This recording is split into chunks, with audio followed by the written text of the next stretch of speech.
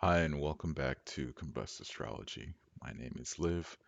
I will be going over the solar eclipse that is going to be happening on the 8th of April, 2024. The specific time at its peak will be 2:36 p.m. for New York Eastern Standard Time. Covering this event, I'll be keeping it very simple. We're looking specifically at the eclipse itself and what it means for you. I'm aware of all the fear mongering and the end of the world stuff. I'm aware of some of the things people talk about, like the sun and moon and the Saturn and Mars being so close. I get that. But if you've not learned already, in this world that we live in today, there is chaos every day. And if you focus on that chaos, you'll miss a beautiful opportunity to create something for yourself, which would be this current eclipse as a portal to a new lifestyle that you want to live. Personally, I see this as something that gives you the ultimate I am manifestation. So let's go ahead and dive in. If you do not know already, when speaking about the eclipse and the houses that it affects you, you want to be adjusting the eclipse based upon your rising sign. Another easy way of doing this is just simply putting the Aries house into wherever your house is. So, things that stick out already, sun and moon being together, North Node being with sun and moon, and then also Chiron being there. Chiron over here, North Node over here. Saturn and Mars are together. Jupiter, Uranus are conjunct, and then the biggest thing is going to be how Pluto is affecting all of this, right? First and foremost, the portal itself, having Sun and Moon in Aries, is what I would look at as together the last iteration of what would be Scorpio. And I say this because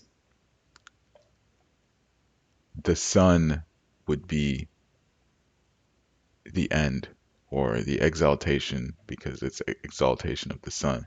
It would be the end of Scorpio, the eagle, and the Moon would be the start of Scorpio, the scorpion itself.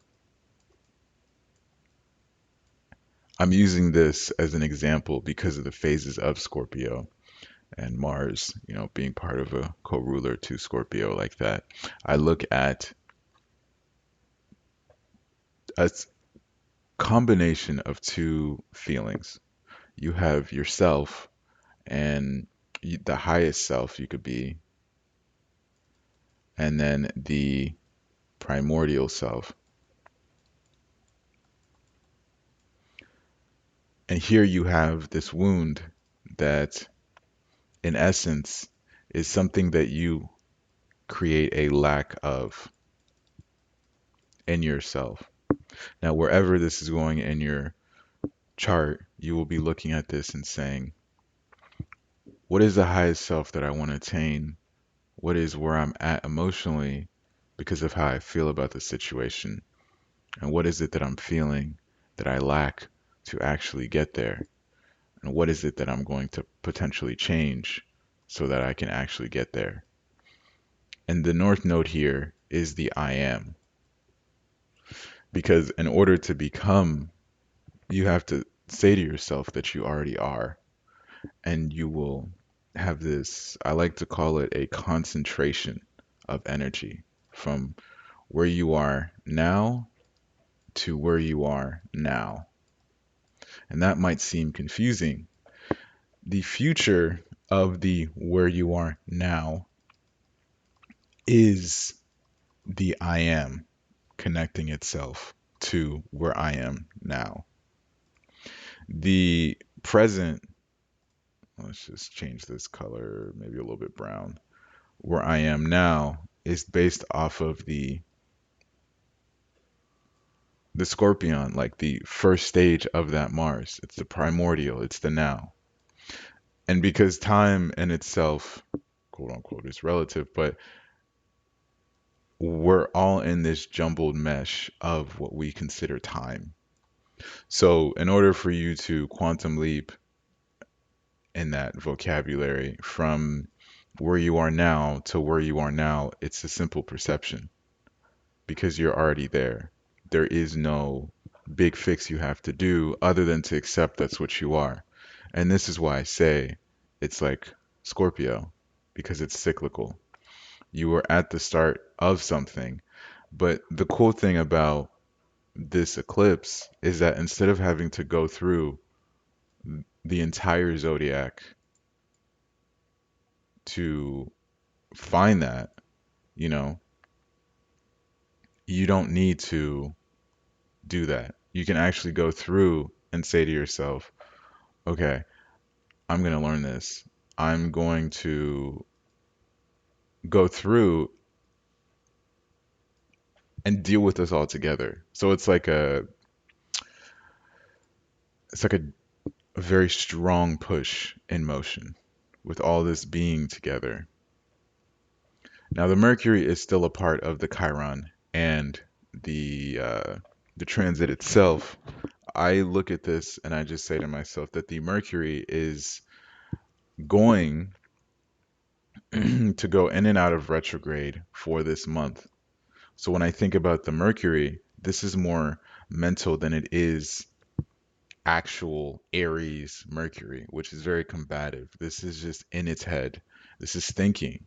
This is like being trapped in a cell, right? And you're just like, I'm stuck in this cell and I'm observing all the other inmates that are around me. I see the guard that has the key to me being able to get out. What do I have to do to actually get out of that situation? The author Ryan Holiday, in one of his books, he writes a lot on Stoicism, talks about the idea of dead time and active time. And he quotes that from someone else. I just unfortunately forgot their name. But dead time and active time, oh, I remember now. It's from Robert Greene. And this book is actually banned in prisons because of what it does mentally for you. Dead time is seen as the prison, it's the cage. You're stuck here. Active time is the actual action of you being able to do what it is you need to do in that situation. Because of this, I look at this beautiful conglomeration as dead and active time, where you're put at this juxtaposition of I am going to change and become my higher self from where I am now, which is my lower primordial self. I see the thing that I have to fix now because of the fact that I can think about it in my dead time. And that thinking is this prison cell. Because in jail, what can you do besides the things you're told to do? So you have dead time. And you have to find a way to, while still being in dead time, cement this future for yourself. So when I think about myself, I have 12th house Aries. I've decided I would isolate during this period of time. And I would go into this cocoon where I am observing everything that I am right now in my life and my actions that I've wanted ever since the North and South node of Taurus and Scorpio. Because this portal that we have now is going to last for a decade almost. I believe it's 9 years exact. Because the thing is, the nodes are going to shift to Pisces and Virgo. So you're going to have to wait a summation of that time to get to where we are now. The previous time that we were here was 2015. And because of this, you have to make sure that the thing that you want the most with this I am is something that is long term. I'm releasing this video 27th of March. Hopefully It gives you enough time to really think about this. While everyone else is running around like headless chickens, worried, you need to take this as an initiative to silence the noise and focus on where Aries is happening in your chart and focus on the aspects that it touches so you can work on those things to manifest that future that you want. Because, like I said, all of manifestation is just energy focused to one single point. The other aspects of the chart that come into frame here is maturity. I know a lot of people have looked at this and said this is dangerous, this is potential decay, but I look at it as maturity. Having Mars in Pisces and the midheaven in Taurus, this is the maturity I see. It's split into two. The Jupiter and the Uranus gives you a new foundation for something that you could possibly never have dreamed of up until now to this portal, where you are stuck in the cage and you have the mentality through awareness of where you are at to move forward. And so Jupiter and Uranus and Taurus is this revolutionary way of continuing the quote unquote fight. I'm using this language because of the Martian influence of all the Aries. To win a war, the best thing you could do is not participate because then you wouldn't have a war. It's very difficult to think about that. It sounds very backwards. How do you win a war if someone's coming at you and you don't participate? But it's not a physical war. And that's where I find this to actually have logic in it, or else I would say this is just stupid. When you avoid going head on with something that is precedent and it's in your life and it's something that you need to tackle, it just keeps growing. But in this war that you're fighting, it's not something you actually have to quote unquote fight. And this is why I say fight in quotes. It doesn't have to be a fight. It can be very peaceful. It's just up to you.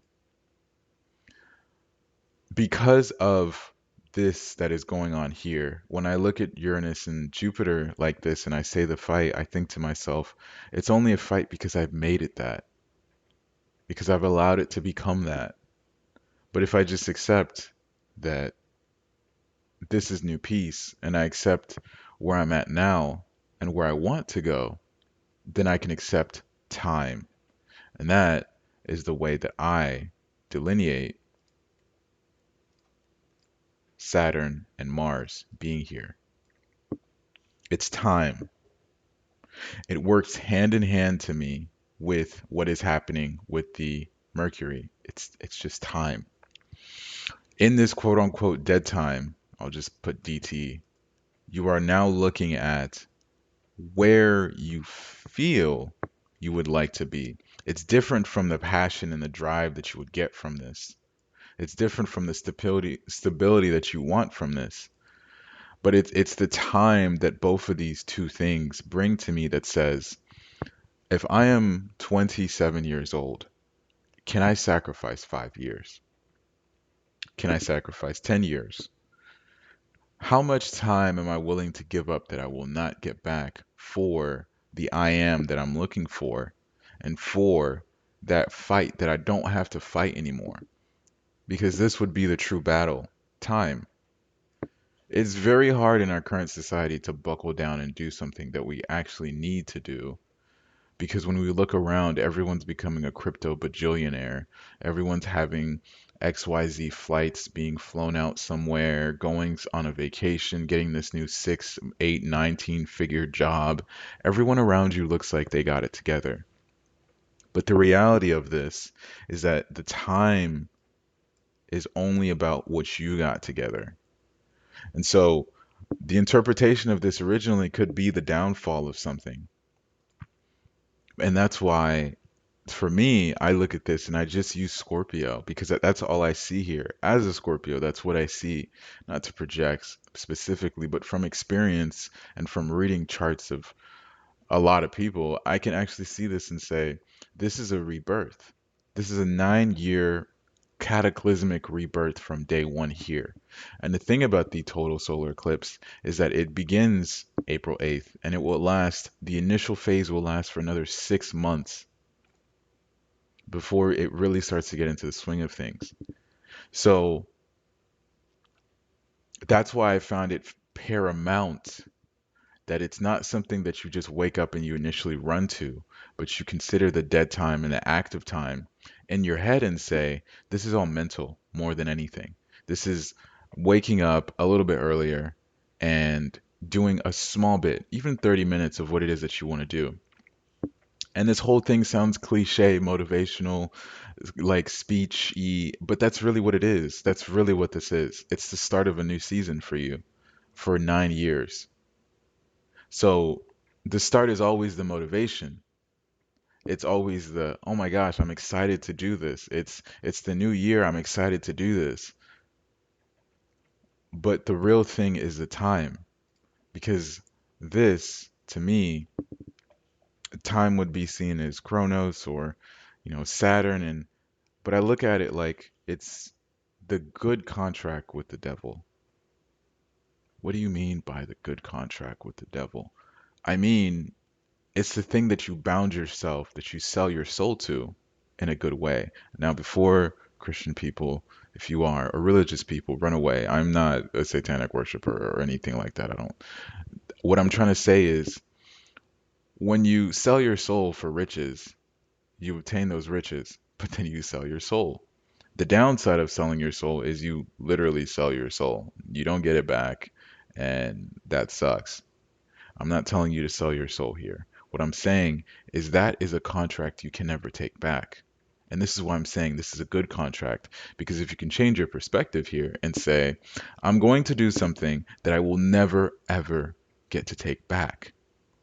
I'm sacrificing the time for that thing that I cannot go back to where I was.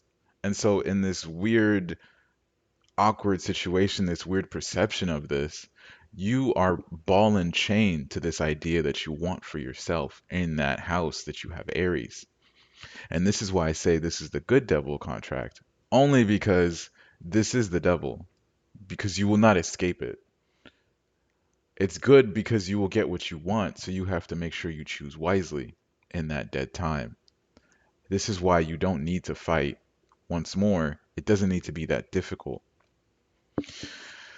So I'm going to take a moment and shift over to the other part of this. For this chart, because it's, in East Coast, Libra is third house. But what does this mean in general? In the opposition to what I'm saying, with Libra being in opposition to all of this that you're planning on doing,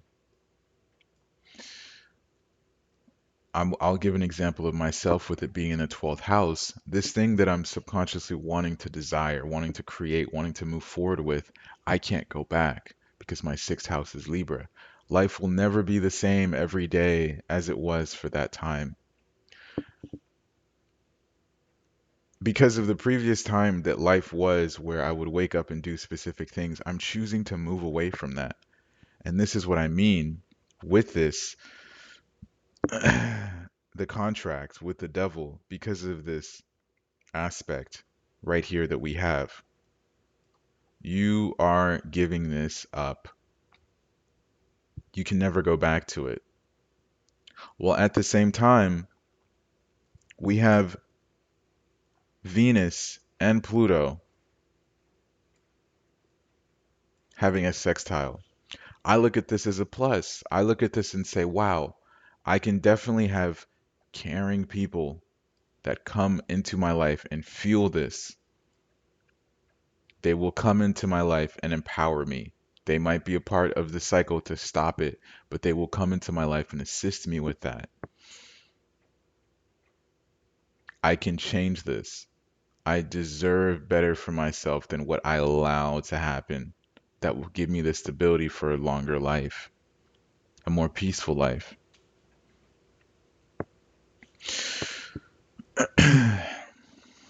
Dream big, aim for the skies.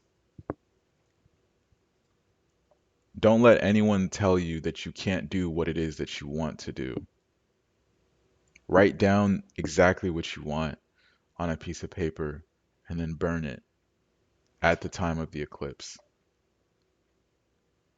Not because you're a witch, I'm not, I don't do any of that, but because once you write down that intention and you actually burn the piece of paper, the only person that sees it is you. And that message is burned into your skull. That moment is a specific moment. It sounds like a ritual. Maybe it is, but I have no intention of taking it as it's a Wiccan ritual. I look at it like it's a decree to myself.